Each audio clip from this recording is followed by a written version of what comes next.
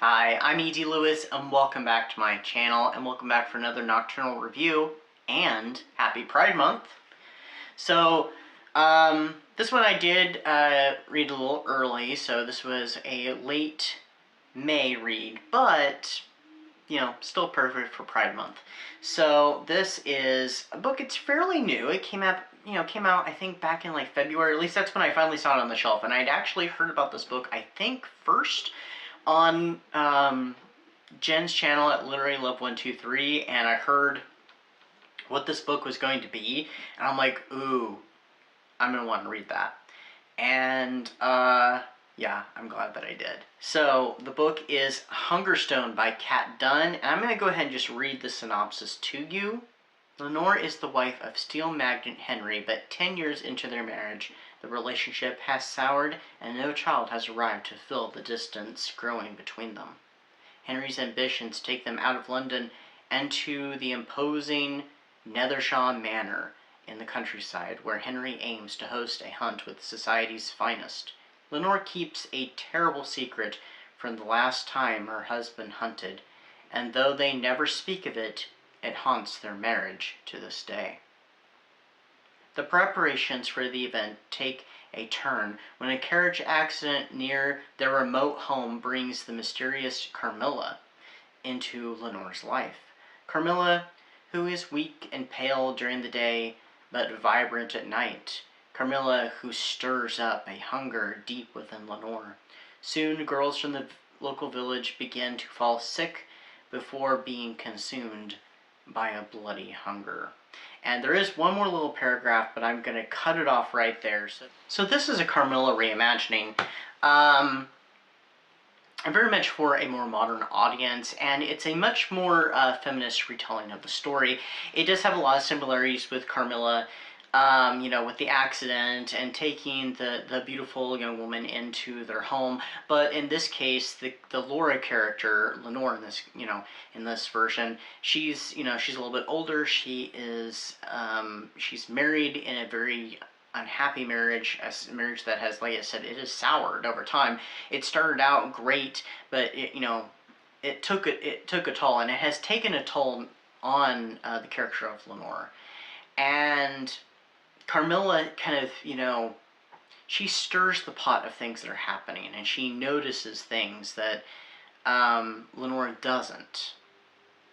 And so it kind of puts Lenore through this journey of discovery and, breaking of these chains as she starts to unravel secrets about her husband, because at the steel mill and his factory, there's some unfortunate things that are happening, and he's keeping these things under wraps.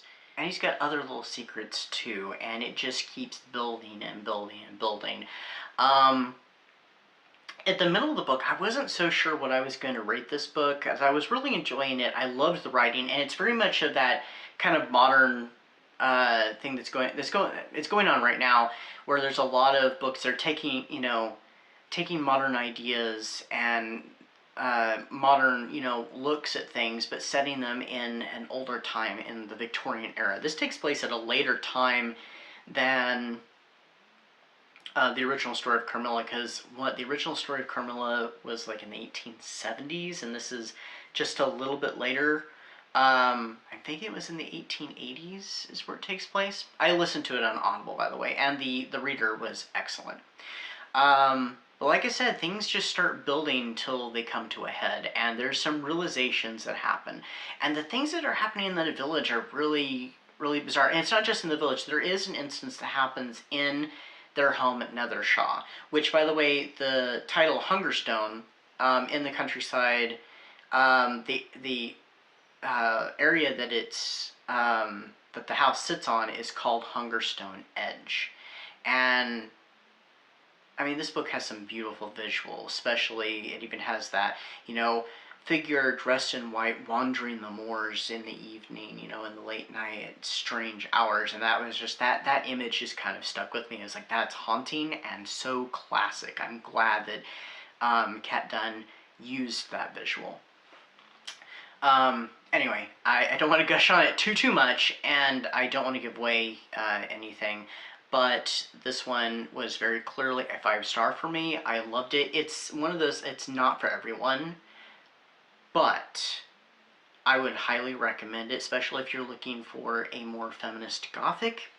That one book that I read earlier this year, back in March, worst book I have ever read. It has to be. I mean, it has to be. That was being touted as a feminist gothic. This is a feminist gothic. This is what I would have hoped that book would have been. Of course, it would have been different because it doesn't deal with vampires, which also the way Kat Dunn handles vampires is it's a little different, but it still kind of delves into some of that thing about what vampires in older stories and folklore bring, what vampires are bringers of, but it does it with a modern twist. So.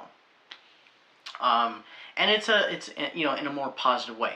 Let me just say this: I would categorize this book in the good for her subgenre. So, yeah, I really enjoyed this book, and I want more books like this. I know there are more books out there, but I want more books like this. So I need to find those books.